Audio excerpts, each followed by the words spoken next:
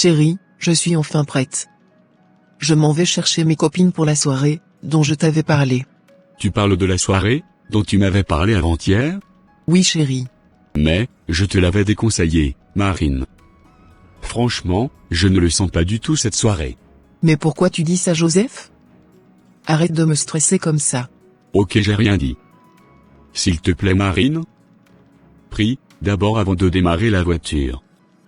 Confie ton aller, et ton retour, entre les mains du Seigneur.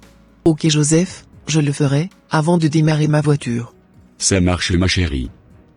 Bonne soirée à toi, et sois prudente. Merci Joseph, et surtout ne t'inquiète pas, pour moi. Allez, je m'en vais. D'accord, au revoir, Marine. Au revoir, Joseph.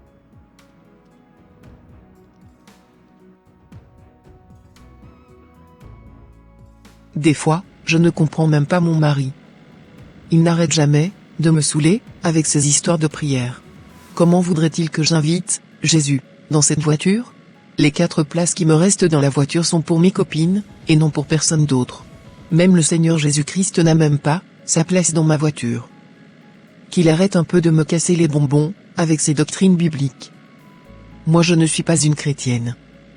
Et je n'ai pas du tout envie de croire à des histoires anciennes. Ben, voyons, je vais mettre un peu de musique dans cette bagnole.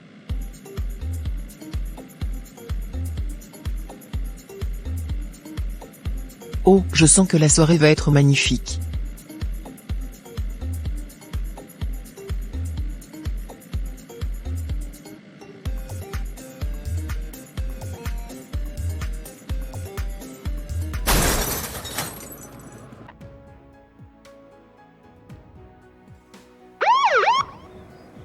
Je le sentais que ça allait venir.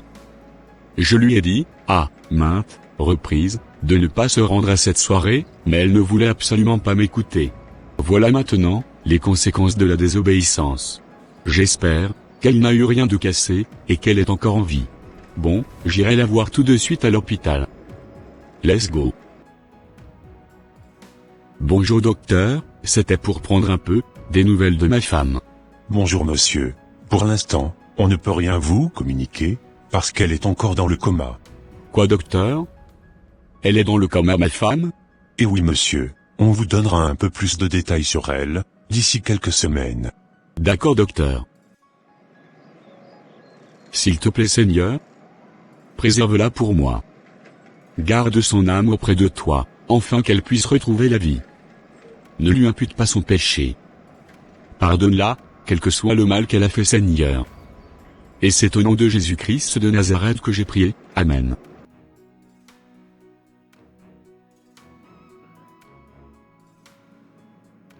Mais, comment ma vie peut basculer comme ça du jour au lendemain? Ce que je n'arrive pas à comprendre est que, comment j'ai pu faire pour perdre aussi facilement le contrôle de ma voiture? Vraiment, je suis à bout. Je n'en peux plus de cette situation si difficile.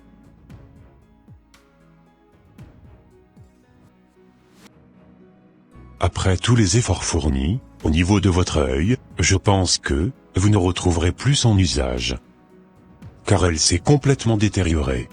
Par ailleurs, si vous voulez bien, on peut vous remplacer cet œil par un œil de cochon.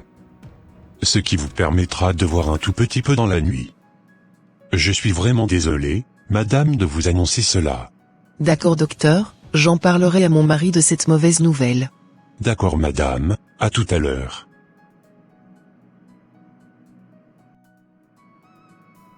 Mais, qu'est-ce que j'ai fait pour mériter cela?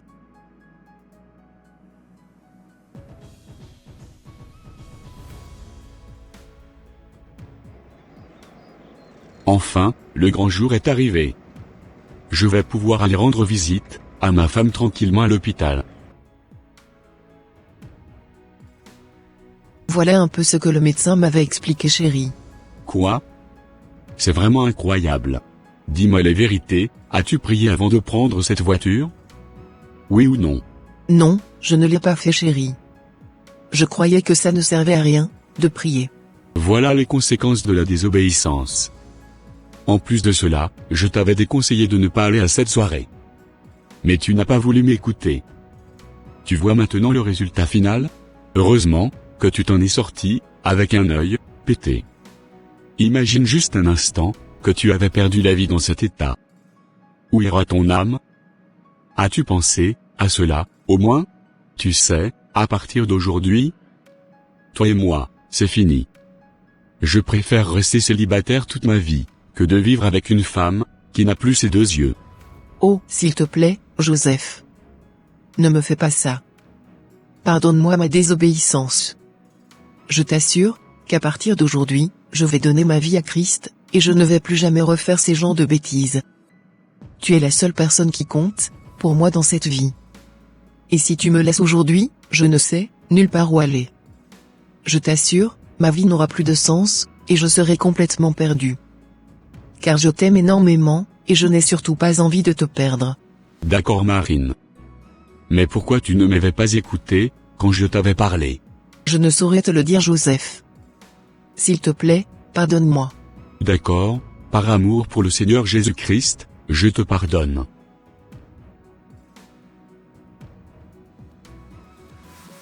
Et voilà mes frères et sœurs en Christ, n'oubliez jamais de prier quand vous sortez de la maison, ou quand vous prenez la route en voiture.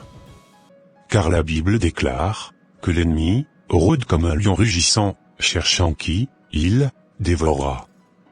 S'il vous plaît, ne désobéissez jamais au Seigneur, Jésus-Christ. Craignez l'Éternel, car il protège toujours ses enfants. Voici un exemple de prière que vous pouvez faire avant de sortir de la maison ou de prendre la voiture. Ô Seigneur, je remets mon aller et mon retour entre tes mains. Ta parole déclare que tes anges campent autour de ceux qui te craignent et les arrachent au danger. Je prie maintenant que tes anges campent autour de moi et de cette voiture, afin que rien de mal ne m'arrive. S'il te plaît Seigneur, cache-moi sous ton ombre et rends-moi invisible à tous mes ennemis. C'est au nom de Jésus-Christ de Nazareth que j'ai prié. Amen.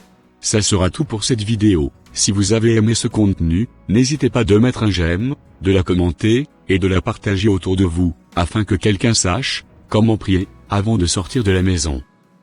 Et s'il vous plaît, n'oubliez pas de vous abonner à notre chaîne, Conseil Chrétien TV, pour ne rater aucune de nos prochaines diffusions. Que Dieu vous bénisse, et vous protège. Bye, bye.